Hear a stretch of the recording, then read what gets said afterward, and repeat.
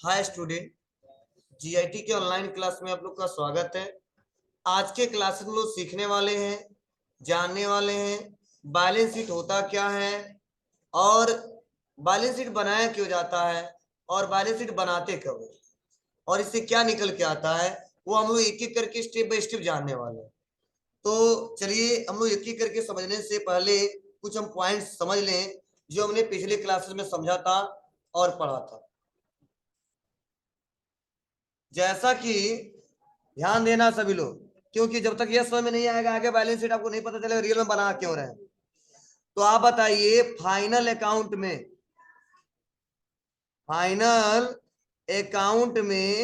जो हम final account बनाए हैं उसमें सबसे पहला हमने क्या बनाया है बताओ? Trading account.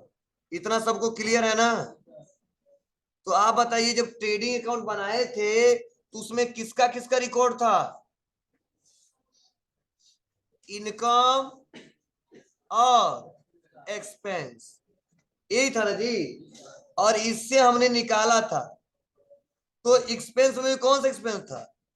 डायरेक्ट। तो इसमें हमने निकाला था कि हमारे व्यापार में जीपी कितना और जीएल कितना, मतलब ग्रॉस प्रॉफिट कितने का हुआ है या ग्रॉस लॉस कितने का हुआ है, यह हमने पिछले क्लास में समझाया था, बताया था।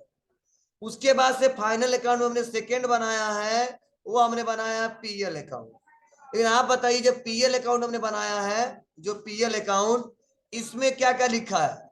इसमें भी इनकम और एक्सपेंस, लेकिन सब क्या इनडायरेक्ट वाला, बोलो। और इससे हमने क्या निकाला है? नेट प्रॉफिट और नेट लॉस। तो यह तो हमेशा कब बनाया जाता है? 31 मार्च। तो सपोज हमने 31 मार्च को बना लिया, तो ये तो हमने अभी तक पता क्या किया है कि व्यापार में कितने लाख रुपए का नेट प्रॉफिट हुआ है और व्यापार में कितने लाख रुपए का नेट लॉस हुआ है। लेकिन अगर हमसे कोई पूछ दे कि अब अपने बिजनेस का स्थिति बताइए कि इतना प्रॉफिट कमाने के बाद या इतना लॉस घाटा होने के बाद आपके पास एसेट्स कितने का, संपत्ति कितने का, अगर कोई पूछ दे कि अभी तक इतना घाटा होने के बाद अभी भी कर्ज कितने का है, और कोई पूछ दे कि इस साल का कैपिटल कितने का होगा, यह हमको बताइए। मतलब एसेट्स कितने लाख रुपए का, मतलब संपत्ति कितने का, लायबिलिटीज कर्ज कितने का, और इस साल का कैपिटल कितने का होगा, तभी तो व्यापार को स्टार्ट करेंगे जी। बिना कैपिटल का व्यापार चला ही नहीं सकते। तो यह निकल के आएगा कैसे? तो हमने एक्सपेंसेस को एडजस्टमेंट करते गए, तो यहाँ पे नेट प्रॉफिट हमारा निकल के आया या नेट लॉस निकल के आया। उसके बाद हमको बनाना होता बैलेंस शीट, और बैलेंस शीट हम बनाते हैं क्यों? अपने बिजनेस का एक स्टेटमेंट पता करते हैं कि हमारा बिजनेस हेल्दी या अनहेल्दी है। अब कब माना जाएगा? जब एसेट्स लायबिलिटी से ज्यादा हो तो बोलेंगे हमारा बिजनेस हेल्दी है। अगर एसेट्स लायबिलिटी से कम होगा तो उसे अनहेल्दी माना जाएगा। मतलब अगर आप बताइए कोई व्यापार किए हो और साल के लास्ट में पता चल रहा है कि कर्ज आपका 10 लाख है और आपके संपत्ति आपका 8 लाख है, तो आप बताओ क्या मानोगे? जी, अनहेल्दी मानोगे। ठीक है, तो यही किससे निकल के आता है? ना ट्रेडिंग से निकल पाता है, ना पीएल से निकल पाता है, यह निकल के आता है किससे? बैलेंस। और जो बैलेंस जब हम बनाते हैं, इसका सिस्टमेटिक तरीका रूल यह होता है कि जैसे हमने रूल पढ़ाया था, आपको कौन सा रूल पढ़ाया था याद होगा तुम लोग को? अकाउंटिंग इक्वेशन का फार्मूला क्या है बताओ कोई? अकाउंटिंग इक्वेशन का फार्मूला क्या है? भूल गया सब। ये तो सबसे बड़ी दिक्कत है आप लोग की। हमने अकाउंटिंग इक्वेशन का फार्मूला बताया था कि क्या capital plus assets minus liabilities, या आप लिख सकते हो assets plus equal capital plus liabilities. यही अकाउंटिंग इक्वेशन है। मतलब हम देखेंगे हमारे व्यापार में, सपोज मान लीजिए हमारे व्यापार में एसेट्स कितने का है? 5 लाख रुपए का, ठीक है, उसके बाद से लाइबिलिटीज कितने का, 2 लाख का। तो बता अगले साल का कैपिटल हम कितना पता कर पाएंगे, 3 लाख। अगर मान लीजिए यहीं पे एसेट्स था 5 लाख और लाइबिलिटीज है 7 लाख, तो क्या मानेंगे, कैपिटल मानेंगे क्या, माइनस में जाएगा। बात समझ में आपको, मतलब मैनुअल तरीके से बताया जाता है कि जब अकाउंटिंग इक्वेशन निकालोगे तो एसेट्स के बराबर क्या क्या आएगा, कैपिटल के अमाउंट और लाइबिलिटीज के अमाउंट। अगर लाइबिलिटीज पता है और एसेट्स पता है तो क्या निकाला जा सकता है, कैपिटल निकाला जा सकता है। तो हम लोग क्या करते हैं, 1 अप्रैल से लेके और जितना 31 मार्च तक काम किए रहते हैं और पूरा एडजस्टमेंट करने के बाद से हमको ज्ञात करना होता है कितने का संपत्ति है, कितने का लायबिलिटीज है और अगले साल का कितना कैपिटल होगा। उसी के लिए हम लोग बैलेंस शीट बनाते हैं और बैलेंस शीट हर साल के लास्ट में चेक किया था, कब, 31 मार्च को। और यही बैलेंस शीट अगले साल में कब ट्रांसफर किया जाता है, 1 अप्रैल को। तो दिखाते अगले साल का इतने का संपत्ति है, इतने का कर्ज है और इस साल का इतने का कैपिटल है। क्योंकि हर साल जब तक मेंशन नहीं करेंगे तो आगे हम नहीं पता कर पाएंगे कि हमारे व्यापार में कितने का संपत्ति और कितने का कर्ज है और कितने कैपिटल से व्यापार को स्टार्ट किया। यह संभव किससे होता है, ये बैलेंस शीट से होता है। लेकिन बैलेंस शीट कब निकल के आएगा, जब आपका ट्रेडिंग बना होगा और पीएल बना होगा।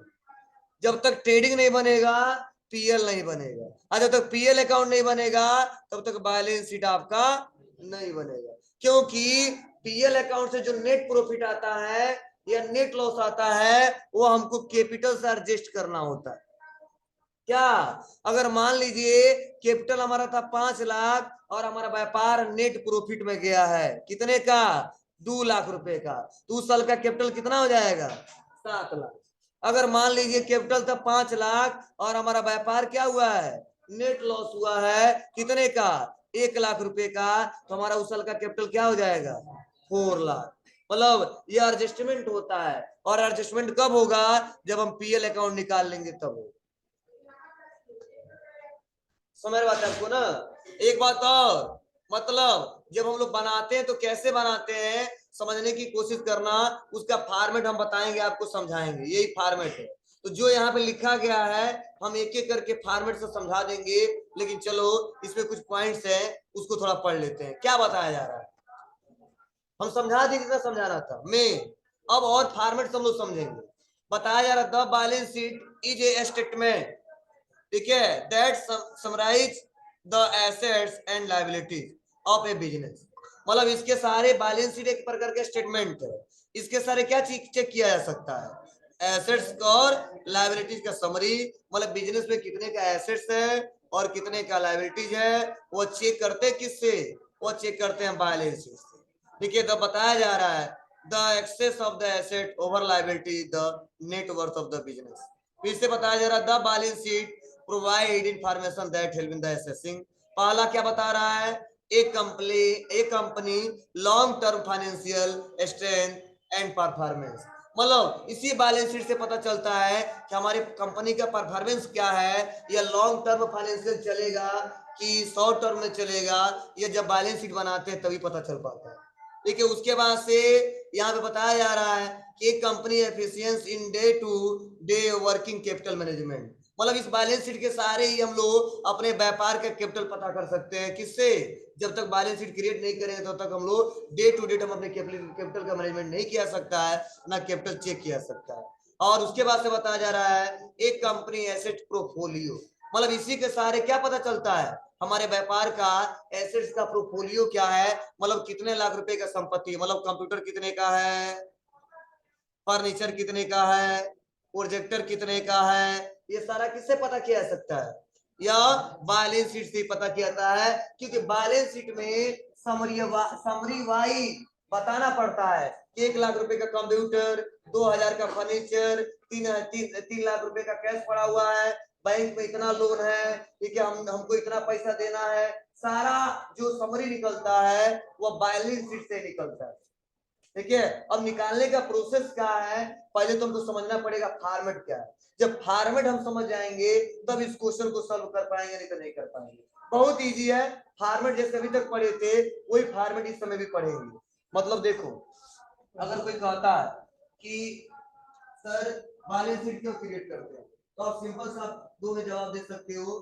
बैलेंस शीट एक स्टेटमेंट है जिससे व्यापार का स्थिति पता चलता है कि हमारा व्यापार हेल्दी या अनहेल्दी है। मतलब हमारे व्यापार में कितने लाख रुपए का एसेट्स है, कितने का लायबिलिटीज है, और अगले साल का कितना कैपिटल होगा, वह बैलेंस शीट बनाने के बाद ही पता चलेगा। ठीक है, यह प्रोसेस बताया जा रहा है। ठीक है, यह बैलेंस शीट से। लेकिन बैलेंस शीट को बनाते क्या है, बैलेंस शीट में क्या क्या आता है, तीन ही चीज आता है, लायबिलिटी, एसेट्स और कैपिटल। इसके अलावा कोई रिकॉर्ड ही नहीं करता।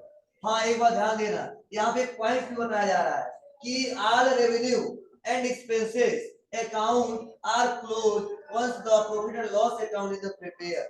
मतलब जो हमारा एक्सपेंसेस है और जो हमारे इनकम थे, किसमें हम लोग क्या कर दिए थे, रेवेन्यू मतलब इनकम की बात की जा रही है, एक्सपेंस मतलब खर्च की बात की जा रही है, हम लोग क्लोज कर दिए थे किसमें, प्रॉफिट एंड लॉस अकाउंट का प्रिपेयर करते समय। मतलब बैलेंस शीट में हम लोग ना इनकम का रिकॉर्ड रखते हैं ना एक्सपेंस का रिकॉर्ड रखते हैं, उनसे निकल के क्या आता है, नेट प्रॉफिट या तो नेट लॉस, उसको ट्रांसफर करते हैं। ठीक है, यही आपको पॉइंट बताया जा रहा है। ठीक है, account will not have an opening balance of the next accounting period. मतलब इनकम वाला जो भी रेवेन्यू वाला बैलेंस है, एक्सपेंस वाला बैलेंस है, वो अगले फाइनेंशियल ईयर में हम रिकॉर्ड नहीं करते। जो एडजस्टमेंट हो चुका है वो हो चुका है, उसके बाद क्या बचा है वो बैलेंस शीट में दिखाएंगे, लायबिलिटी कितने के, एसेट्स कितने का, कैपिटल कितने। अब कैसे दिखाएंगे, ये पॉइंट टू पॉइंट लिखा गया है, इसको समझते रह जाएंगे। एक हम फॉर्मेट समझा रहे हैं और फॉर्मेट से एक एक शब्द आएंगे, उसको एक एक करके डिस्कस करते हैं। ध्यान देना आप। फॉर्मेट क्या है देखिए, नीचे आते हैं, ये देखो ये फॉर्मेट है। बताया गया है कि बैलेंस शीट को बनाते समय, देखो ये समझ लोगे तो आगे क्वेश्चन कर ले जाओगे। बैलेंस शीट को बनाते समय सबसे पहले मेन हेडिंग क्या लिखना है आपको, बैलेंस शीट एज ऑन, और कब बनाते हैं जी, ये क्लियर है सबको। लायबिलिटी, देखो इसमें पार्टिकुलर नहीं लिखेंगे, क्या लिखेंगे, लायबिलिटी, और उसके बाद उसका अमाउंट, फिर से एसेट्स, उसके बाद उसका अमाउंट।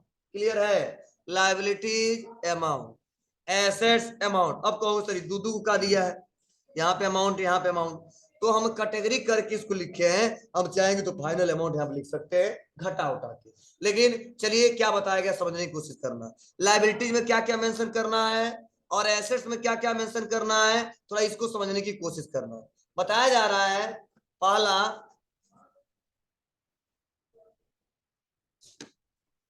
कैपिटल। सबसे पहले लायबिलिटीज में क्या दिखाते हैं जी, कैपिटल। और कैपिटल कितने का है वो पैसा हम लिख देते हैं। तो मान लो हम कैपिटल लिख दिया कुछ भी, उसके बाद सेकेंड ड्राइंग दिखाते हैं, और ड्राइंग को बता जरा लेस करिएगा, क्या करिएगा, लेस करिएगा। कैसे करोगे, जैसे मान लो हम व्यापार को स्टार्ट करते समय कैपिटल कितना लगाए थे, 5 लाख।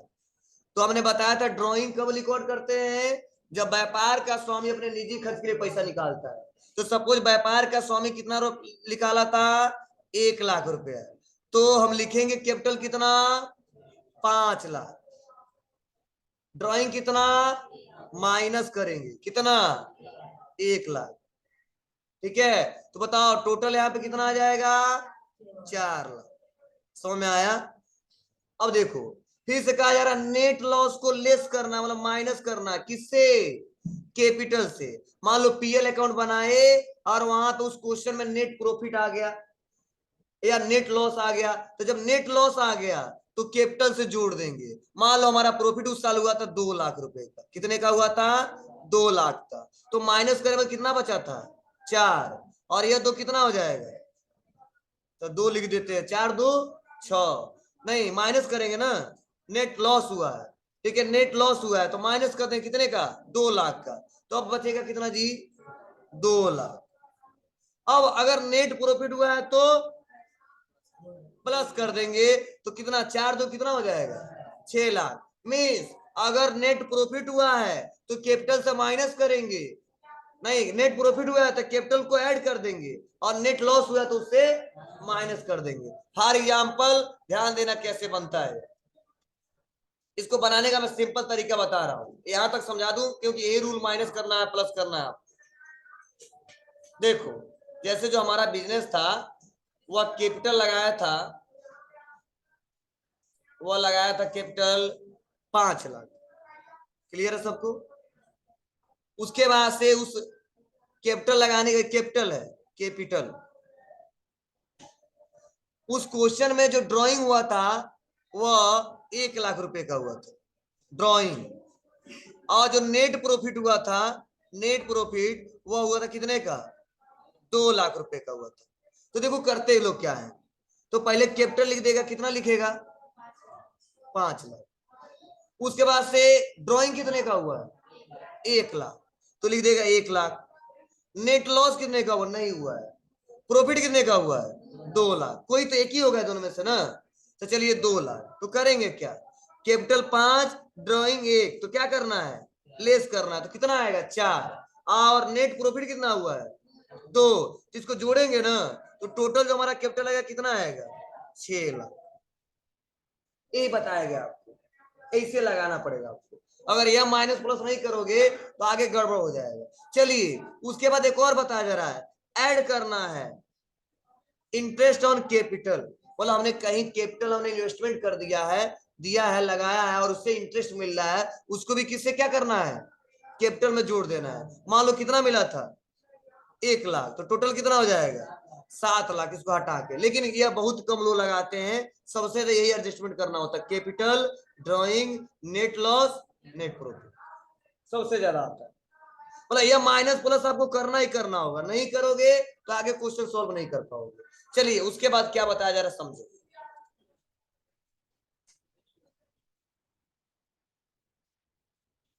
मैं बोला ना, एक दिन पूरा क्लास लग जाएगा इसको समझने में, क्योंकि तब एक क्वेश्चन सॉल्व कर पाएंगे।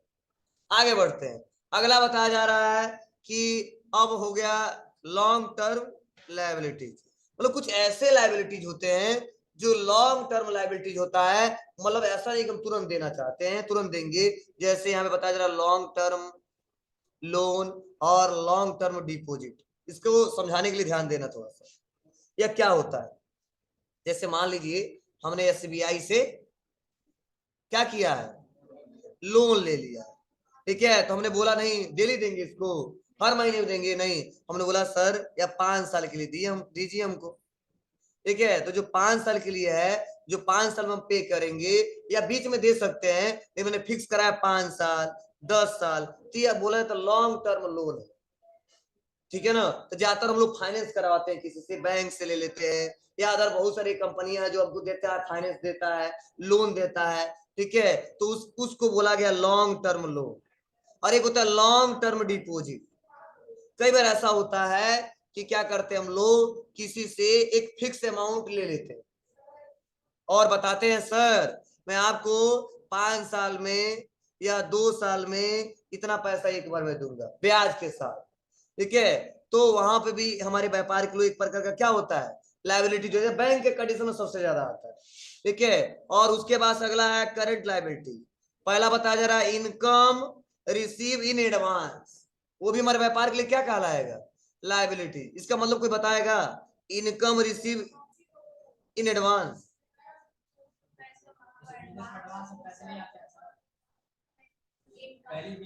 हाँ, मतलब हमको मान लो कोई काम हम करने जा रहे हैं, वह काम करने के लिए हमको 1 लाख रुपए मिलने वाला है, लेकिन अभी वो काम करेंगे 10 तारीख को, ठीक है। उसका पहले हमने पहले ही पैसा रिसीव कर लिया, और मान लो कोई जरूरी 10 को कर देंगे, थोड़ा टाल दिए। वो कह रहा था कितना, 25 मार्च को कर दीजिएगा, अब बहुत जरूरी काम था, हमने पैसा तो पहले ले लिया था, ठीक है। और हमने बोला कि चलो 25 को कर देंगे, पता चला कि ऐसा अचानक काम पड़ा, हम अगले साल में कह दिए 5 तारीख को करेंगे, 5 अप्रैल को। कब करेंगे?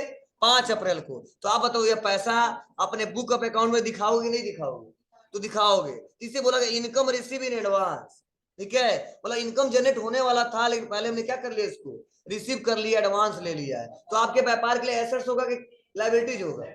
लायबिलिटीज होगा। क्यों? कि उतना पैसा आपको देना है, या तो काम करके चुकाओ या तो पैसा दे के। तो काम के लिए दिया है, काम करेंगे तो खत्म हो जाएगा, तो आगे की बात है।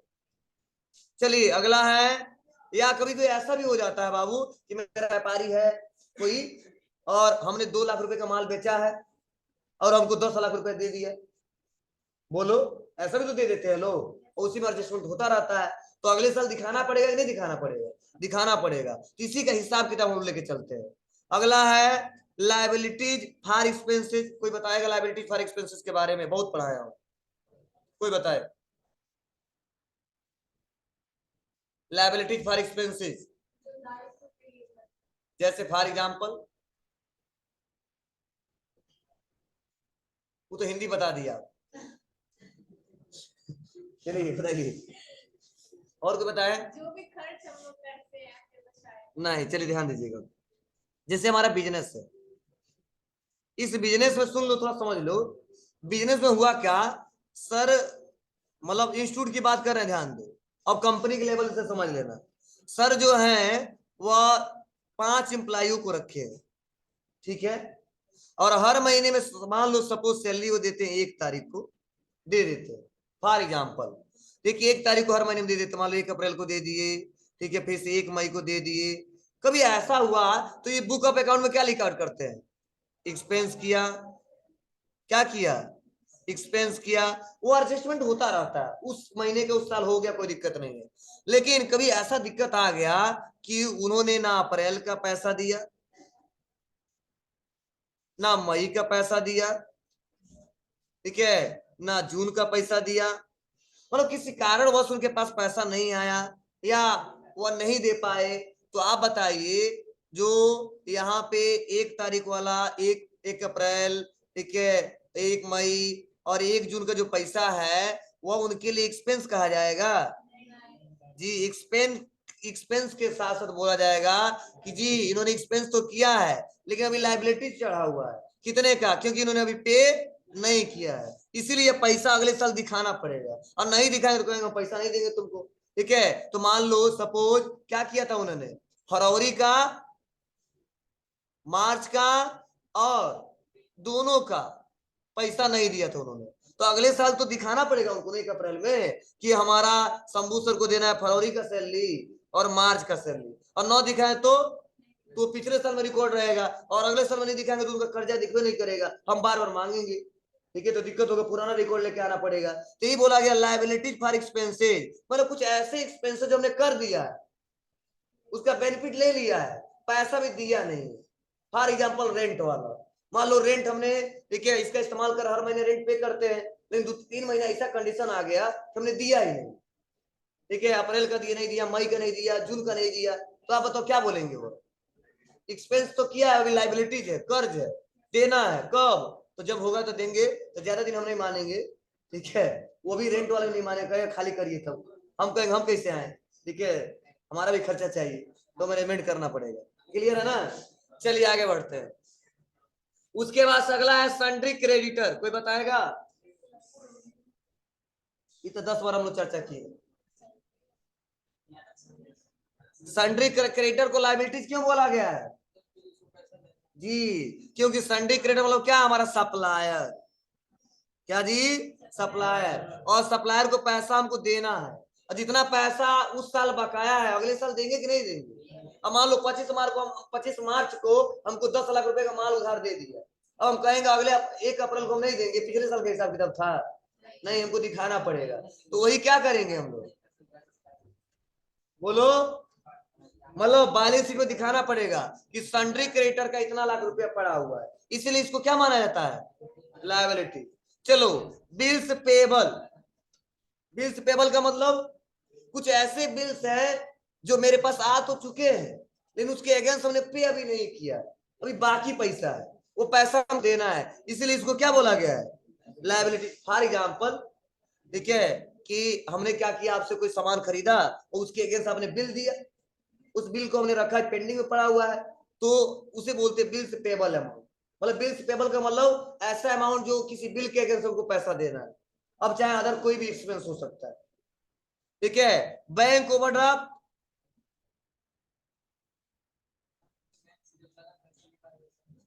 जी, मतलब जब बैंक से, जैसे मान लो बैंक में पैसा हमारे पास 10,000 और हम ले लिए बैंक से 15, 20, 30, 40,000, तो बैंक एक लिमिट सेट करता है कि आपको इतना ओवर दे सकता हूँ, इतना एडवांस दे सकता हूँ, तो उसी पैसे को क्या बोला जाता है? Bank overdraft. तो बताओ बैंक पैसा लेगा कि नहीं लेगा? वो पैसा हमारे बिजनेस को देना है तो क्या बोला जाएगा? जी, लायबिलिटी। उसके बाद से शॉर्ट टर्म लोन, कुछ ऐसे लोन हम लोग लेते हैं जो कम समय के लिए होता है, ठीक है, 2 महीने, 3 महीने, 4 महीने, 6 महीने में दे दे, तो उसे बोलते हैं शॉर्ट टर्म लोन। हाँ, अब उस पैसे को पूरे को जोड़ लेते हैं, यहाँ पे लिख देते हैं। क्लियर है? हाँ, इसमें घटाना जोड़ना प्लस माइनस नहीं करना, ठीक है, जितना होगा बस जोड़ के लिख देंगे, ये नहीं बराबर कर देंगे माइनस करके, नहीं, दोनों का बैलेंस बराबर आना चाहिए। किसका किसका? एसेट साइड और लायबिलिटी साइड।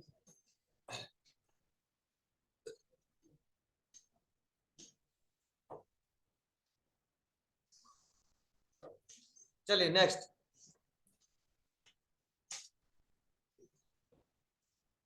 देखो, जो आज अच्छे समझेगा, नहीं समझेगा ना तो कल यही सब आएगा नाम, तब कहना सर ये कहाँ रखे, ये क्या रखे, तब खदेड़ोगे कल। चलिए अगला ऑप्शन है, वह है क्या?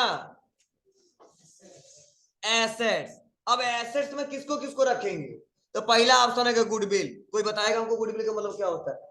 कोई बता दे, बहुत सारे अकाउंटिंग सेक्टर वाले हैं सर। चलो और कोई? जी ध्यान दीजिएगा, गुडविल का मतलब होता है इमेज, मतलब आपका मार्केट में आपका इमेज क्या है। जी, क्योंकि इमेज है तो व्यापार को आप आसानी तरीके से कहीं भी चला सकते हैं, नहीं है तो कितना हो संपत्ति लगा दोगे, व्यापार को आसानी तरीके से नहीं चला पाओगे। जैसे फॉर एग्जाम्पल, ठीक है, कुछ ऐसे बिजनेसमैन हैं जो क्या करते हैं, पैसा कम लगा है लेकिन नाम इतना कमाया है कि हर एक कस्टमर की जुबान पे वही नाम रहता है कि नहीं ये खरीदना है तो इनके पास जाएंगे। फॉर एग्जाम्पल, अगर इतने लोग बैठे हो, हम कह दे आपसे कि जाइए बुक खरीदिएगा, कॉपी खरीदिएगा, तो सबसे ज्यादा लोग कहाँ जाओगे? लक्ष्मी डिपो पे। कोई बात नहीं, ठीक है, लेकिन जाते हो ना, वो अपना नाम कमा लिया है। बोलो। तो अगर मॉल की बात करें तो चले जाइए तो सबसे पहले कहाँ जाओगे? हाँ, इसमें वी टू मार्ट ज्यादा फेमस चल रहा है, ठीक है, वी मार्ट। ठीक है, मतलब क्या है, मतलब आपका इमेज मार्केट में क्या है, उसके चलते 10 लोग आते हैं। जैसे मान लो कई सारे स्टूडेंट जैसे यहाँ पढ़ने आते हैं कि जो सर लोग के नाम पे आते हैं कि हमें पढ़ना है, इन्हीं सर से पढ़ना है। या कई लोग क्या करते हैं, मार्केट में कहते हैं सर कहाँ पढ़ने जाएं, सर यार सबसे ज्यादा बैग देखते हैं जीआईटी का, ये सबसे देखते हैं ईएस का। मतलब क्या मतलब है, आपने मार्केट में अपना इमेज कितना बताया है, वो आपका एसेट्स होता है। ठीक है, आप आए अकेले, आप जमा कर रहे हो 1500, जब आपको आए पढ़ाई अच्छा लगा, मेरी क्वालिटी अच्छा लगा, तो 2-4 लोग और लेके आओगे, यार यार चलो यार वहां नाम हटवाओ, यहाँ बहुत अच्छा पढ़ाई होता है। ठीक है, मतलब मार्केट में आपका इमेज क्या, उसे बोलते हैं गुडविल। ठीक है, उस इमेज को आप बेच सकते हो। बेचने का मतलब क्या है, आपके नाम से अदर कोई फर्म चला सकता है। फॉर एग्जाम्पल, एचपी पेट्रोल टंकी है, बताओ लगभग हमारे इंडिया में कितना होगा? बताओ, वो कंपनी वाला हर जगह लगाया है क्या? नहीं, एक नॉर्मल बिजनेसमैन जिसको पैसा ज्यादा है, वो क्या किया है, उसका सर्विस ले लिया है और उसका नाम को दिखा दिया है, सारा वो एक्सपेंस वो करता है, प्रॉफिट का कुछ हिस्सा उस कंपनी को दे देता है, वो कंपनी से डील होता है, टेंडर होता है। ठीक है, ऐसा मत समझना वो आते हैं। ठीक है, तो मैनुअल तरीके जितने पेट्रोल टंकी हैं, ठीक है, ये लोकल के लोग चलाते हैं। ठीक है, सुने होगे ये प्रधान जी का है, ये इसका है, इसका है। ठीक है, तो क्या उनसे ज्यादा संपर्क था? नहीं, उन्होंने टेंडर आया था, पास किया था, कुछ डील हुआ होगा, उनके नाम को उन्होंने खरीद लिया है, ठीक है, उनके नाम से चलता है। जैसे फॉर एग्जाम्पल, अगर 10 टो पेट्रोल टंकी है, एसआर हो गया, एसआर तो नायरा में चेंज हो गया है, ठीक है ना, उसके बाद से हो गया एचपी, रिलायंस, इंडियन, तो हम कहते तेल भराइए, तो सबसे ज्यादा कहाँ जाओगे आप लोग? रिलायंस पे। हाँ, कोई बात नहीं, ठीक है, सस्ता भी रहता था, सस्ता। 5 में महंगा दे रहा है, ठीक है, समझा ना आपको? तो इसे बोलते हैं गुडविल। क्लियर है सबको? इसीलिए जब भी गुडविल आ गया क्वेश्चन में तो कहाँ ले जाएंगे उसको? जी, मतलब यह हमको ना इसको टच कर सकते हैं ना हमको दिखाई देता है, ठीक है ना, बस इसका बेनिफिट हम लोग लेते हैं। हाँ, गुडविल लिखते हैं, ठीक है। हाँ, अमाउंट लिखे वो अनुमान लगा के वो कंपनी वाले पता कर लेता कितना है, ठीक है ना। वैसे अमाउंट नहीं लिखा रहता इनका इतना इनका इतना, गुडविल गुडविल नाम से आता ही आता है। चलिए, वो ज्यादातर लोग जानते हैं ये पैसा जब क्या आता है, जब अपना इमेज बेचते हैं, अपना नाम बेचते हैं तो, ठीक है। जैसे लक्ष्मी डिको वाला है, अगर वो न चला है, उसका मालिक चेंज हो जाए, दुकान वहीं पर है, कोई नहीं जानेगा, हम नहीं तुम्हारे पास नहीं खरीदेंगे, ठीक है। आराम से लोग खरीदेंगे, बाद में जाने 2-4 साल के बाद, ठीक है ना। ये तो दूसरा है, बहुत महंगा ले रहा है। रहने दो, आगे बढ़ते हैं। उसके बाद देखिए यहाँ पे अगला पैटर्न, कोई बताएगा?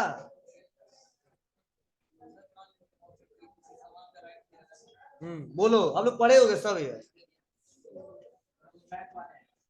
मैथ वाले हैं। अरे यार वैसे सुने होगे आप लोग। देखो, पेटेंट और कॉपीराइट दोनों से एक जैसा है, दोनों में थोड़ा अंतर है। अंतर क्या है? जैसे पेटेंट्स का मतलब यह है कि ऐसा कुछ हमने इन्वेंट कर दिया, कुछ ऐसा हमने बना दिया जिस दुनिया में था ही नहीं, तो आपके नाम से पेटेंट्स हो जाता है, मतलब आपको खुद का उसका अधिकार मिल जाता है। अगर आपके अधिकार को दूसरा कोई छीनना चाहता है, लेना चाहता है, आपके नाम को चलाना चाहता है, तो उसके लिए उसको क्या करना पड़ेगा? आपसे परमिशन लेना पड़ेगा, पेमेंट कुछ करना पड़ेगा। फॉर एग्जाम्पल, अगर कोई पूछता है कि बल्ब किसने बनाया, तो क्या जवाब देते हो हमेशा? ठीक है, क्या बल्ब वही चलता है क्या? नहीं, नए नए आ गए, लेकिन हमेशा नाम किसका आता है? जी, उनके नाम से पेटेंट्स हो गए ना। मतलब जो इन्वेंट कुछ ऐसा आपने कर दिया है जो नहीं था, तो वो आपका खुद का अधिकार हो जाता है, इसलिए उसको भी क्या माना जाता है? एसेट्स। हाँ, अरे यार वो आप खुद का एसेट्स लाइफ भर कमाएंगे उससे, ठीक है। उसमें क्या चीज, एक बार बना दिया, हमेशा उसका वैल्यूअल, उसका बेनिफिट लेंगे हम लोग। अब मैंने बताया था ना, जिसका बेनिफिट हम फ्यूचर में ले, वो हमारे व्यापार के लिए क्या कहलाता है? एसेट्स कहलाता है। चलिए, अगला कॉपीराइट। ये तो बहुत लोग जानते हो कि कॉपीराइट हो गया, कॉपीराइट हो गया, क्या मतलब है?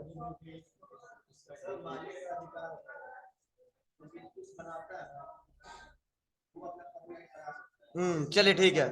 देखिए, मतलब कॉपीराइट का मतलब यह है, जैसे मैंने एक नोट्स बनाया। अब ऐसा जरूरी नहीं है कि टैली का नोट्स अभी तक बना नहीं है, बना है, बहुत बना है, लेकिन हमने अपने हिसाब से दिमाग लगा के अदर अदर कहीं कहीं जगह से हमने बना लिया, और बनाने के बाद हमने मार्केट में इसको लॉन्च कर दिया। अगर इस मेरे बुक को अगर दूसरा कोई पब्लिश करता है या इसका इस्तेमाल करता है, तो हम लोग क्लेम कर सकते हैं, ठीक है। मतलब वो कॉपीराइट क्लेम कर सकते हैं, बोलेंगे सर ये मेरा खुद का अधिकार है, मैंने मेहनत करके बनाया था। ऐसा नहीं कि पहले नहीं था, हाँ, लेकिन हमने कुछ एडिट करके अपने हिसाब से उसको बना दिया, तो खुद का अधिकार हो जाता है आपका, ठीक है। अगर दूसरा कोई इस्तेमाल करता है तो हम कंप्लेन कर सकते हैं, उसको कुछ फाइन देने पड़ते हैं, और प्लस जेल भी जा सकता है, ठीक है। जैसे आप एग्जाम्पल सुनोगे यूट्यूब चैनल, देखिए यूट्यूब चैनल में देखते हो कॉपीराइट, गूगल तुरंत क्लेम कर देता है, आपका यूट्यूब चैनल डिलीट हो जाता है। पर कुछ ऐसे वीडियो हैं जो बहुत फेमस है, तुम सोच रहे डाउनलोड करके अपने में डाल दें तो 2-4 दिन चलता है, जैसे यूट्यूब वाला सब जान लेता है कि ये कॉपीराइट है, तुरंत आपके चैनल को भी डिलीट कर देता है, और जो अर्न होता है वो भी गायब हो जाता है, ठीक है। तो उसे बोलते हैं कॉपीराइट का, इसलिए इसको भी क्या माना जाता है? एसेट्स माना जाता है। चलिए, उसके बाद से बिल्डिंग के बारे में आपको पता है, बताना नहीं है। मशीनरी, बताना नहीं है। मोटर व्हीकल, बताना नहीं है। फर्नीचर, बताना नहीं है, ठीक है। जो बहुत सारे टूल्स होते हैं, ठीक है, अब हमारा जैसा भी व्यापार रहेगा वैसे टूल्स आ सकते हैं। चलिए, फिक्सचर्स, अरे वही जो रत्ती उत्ती निकलते हैं सब, वह नॉर्मल आ गया एक साथ, ठीक है। उसके बाद से शॉर्ट टर्म इन्वेस्टमेंट, कहीं हम पैसा इन्वेस्ट कर दे रहे, ठीक है, तो भी हमारे व्यापार के लिए क्या कहलाता है? एसेट्स। हाँ, यह थोड़ा समझना जरूरी है। आउटस्टैंडिंग इनकम, कोई बताएगा? कोई बता। हाँ, आउटस्टैंडिंग इनकम का मतलब वह राशि जो हमने इनकम कर लिया था, फिर भी उस फाइनेंशियल ईयर में हमको अर्न मतलब मिला नहीं था, उसे बोलते हैं आउटस्टैंडिंग इनकम। जैसे सपोज मान लीजिए हमने क्या किया है, कुछ इनकम कर लिया, सपोज मान लीजिए हमने कमीशन रिसीव कर लिया था, इंटरेस्ट रिसीव कर लिया था, कुछ पैसे हमने रिसीव किया था, इनकम पहले कर लिया था, लेकिन उस साल अभी पैसा मिला नहीं था, तो उसको हम क्या करते हैं? आउटस्टैंडिंग इनकम में रिकॉर्ड कर लेते हैं, ठीक है। बहुत सारे पैसे हो सकते हैं, मतलब वह अमाउंट, वह राशि जो उनको मिलने वाला था उसी फाइनेंशियल ईयर में, लेकिन किसी कारण से इनकम था, नहीं मिला, अगले साल मिलने वाला है, तो उसको क्या दिखाते हैं? Outstanding income. कितने का? जितना पैसा रहा। हाँ, यही पे आ जाता है आउटस्टैंडिंग स्पेंड, तो वह राशि जो पैसा हमने उस साल नहीं दिया है। ठीक है, तो कई बार लाइबिलिटीज एक्सपेंस ना लिख के क्या लिख जाता है? Outstanding expense. तो क्या समझोगे? वो राशि जो हमने कर लिया था एक्सपेंस, बेनिफिट ले लिया था, लेकिन फिर भी पैसा हमने पे नहीं किया था, देना है, इसीलिए बोलते हैं आउटस्टैंडिंग। आउटस्टैंडिंग जब शब्द आ जाए तो समझ जाना वो बकाया है। अगर इनकम है तो हमको लेना है, एक्सपेंस है तो हमको देना है। ठीक है, चलिए उसके बाद से क्लोजिंग स्टॉक बताओ। ये तो सबको पता है। हाँ, मान लो साल के फर्स्ट में मतलब स्टार्टिंग में मंगाया था 5 लाख रुपए का माल और बचा था 2 लाख का, तो आप बताओ आपका क्या होगा? कर्ज होगा क्या? नहीं, संपत्ति होगा। वही संपत्ति क्या करते हैं? दिखाते हैं। किसमें? एसेट्स में। उसके बाद से सन्ड्री डेबिटर बताओ, ये भी हमने पढ़ाया। सन्ड्री डेबिटर का मतलब कस्टमर का पैसा, ये पैसा हमको लेना है। ठीक है, कस्टमर को रिकॉर्ड किसमें करते हैं? सन्ड्री डेबिटर में। डेबिटर से मतलब कस्टमर का पैसा, वो पैसा हमारे व्यापार को लेना होता है, इसीलिए क्या माना जाता है इसको? एसेट्स। अगला बिल्स रिसीवेबल, मतलब जिस बिल के अगेंस्ट हमको पैसा लेना है उस अमाउंट को क्या बोलते हैं? एसेट्स, इसीलिए इसको भी इसमें रखते हैं।